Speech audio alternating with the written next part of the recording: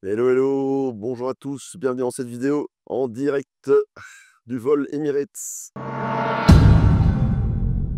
Le sujet de la vidéo, c'est les tokens RWA, les RWA, la tokenisation d'actifs physiques ou pas, Ondo, Rio, Plume, RSR et plein d'autres. Et il y a une très grande mauvaise compréhension de la tokenomie de ces cryptos. Qu'est-ce que j'entends par tokenomie? C'est-à-dire, quand ils écrivent le white paper, ils définissent un nombre de tokens maximum et ensuite, toute une série de ces tokens sont bloqués lock pendant une certaine période. Et je vois du fun, du buzz sur Internet, sur Twitter. Attention, mon Dieu, Ondo va relâcher 20% de ses tokens telle date. Mon Dieu, Ondo, mon Dieu, Plume, bientôt, ils vont lâcher énormément de tokens. Qu'est-ce qu'un REA? C'est de la tokenisation d'actifs. Et prenons un exemple imaginons nous avons un token qui va tokeniser de l'immobilier en France. Vous lancez le token, vous faites une levée de fonds.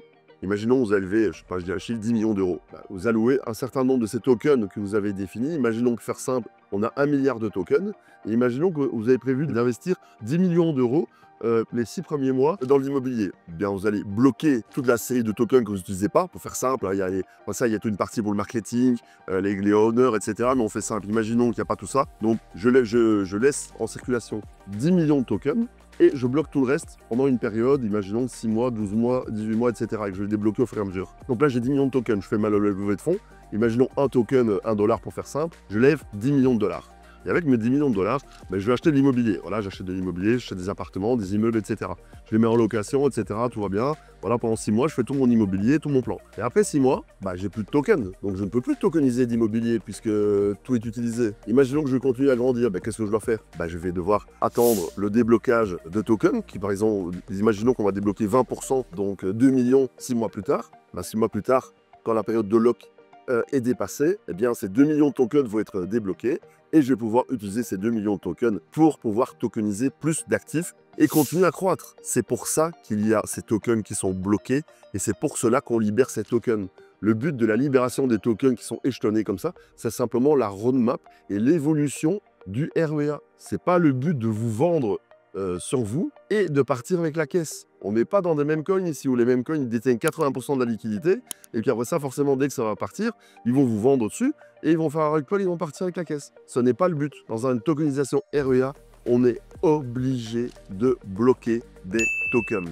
J'ai encore vu des messages dire « Ah, regarde, Plume, ils vont libérer des tokens. Mon Dieu, le cours va s'écrouler. » Non, Ondo, ils ont libéré 20% d'autonomie, là, il y a un mois ou deux. Il s'est rien passé, parce qu'ils continuent à faire évoluer le projet. Donc c'est obligatoire. Autrement, il y a 1 milliard de tokens qui vont être là, seulement 10 millions qui vont être utilisés. Et puis après ça, quand on va faire un audit, il va dire ouais, « Vous avez utilisé 10 millions de tokens, ils sont où tous les autres? Là, vous faites quoi avec ?» Et là, il y a un risque qu'ils les prennent et qu'il y a quelqu'un qui parte avec la caisse, parce qu'ils ne sont pas bloqués. Mais le fait qu'il y ait une roadmap, qu'ils soient bloqués, qu'on les débloque au fur et à mesure, eh bien, ça permet de sécuriser des choses. Et c'est comme ça que ça se passe dans un REA, donc dans un token, un projet de tokenisation d'actifs physiques ou virtuels, de dettes financiers, etc.